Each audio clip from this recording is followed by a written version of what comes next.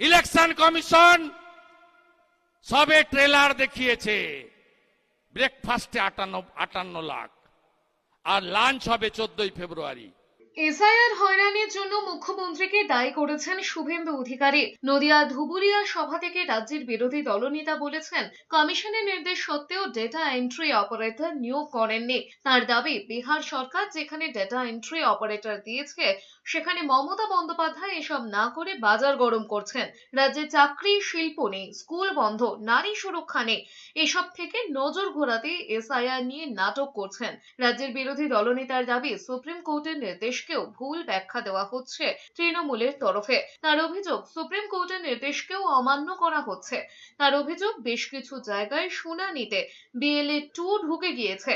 শুভেন্দু অধিকারীর দাবি, তৃণমূলের মূল লক্ষ্যই হলো বাংলাদেশি রোহিঙ্গাদের বাঁচানো, তা না হলে ভোটে জিতবে না। তার কথায়, কমিশন সবে ট্রেলার দেখিয়েছে, ব্রেকফাস্টে 58 লাখ, লাঞ্চ হবে 14 ফেব্রুয়ারি। সেদিন বুঝবে যারা এখন লাফাচ্ছে। আজকে তো কোথাও কোথাও পশ্চিম মেদিনীপুরের চন্দ্রকোনাতে ওদের BLA 2 ঢুকে গেছে শুনলাম। ঢুকতে পারে না, BLA 2 কথা নেই। যারা শুনানিতে যারা কাগজপত্র নিয়ে সহায়ক চান, তার বাড়ির ছেলে হতে পারে, ভাই হতে পারে, বন্ধু হতে পারে, আত্মীয় হতে পারে, সেই সহায়ক নিয়ে যেতে বলেছে। সহায়ক মানে BLA 2 নয়। এদের মূল লক্ষ্য হচ্ছে বাংলাদেশি মুসলিম রোহিঙ্গাদের বাঁচানো, নইলে এরা ভোটে জিতবে না।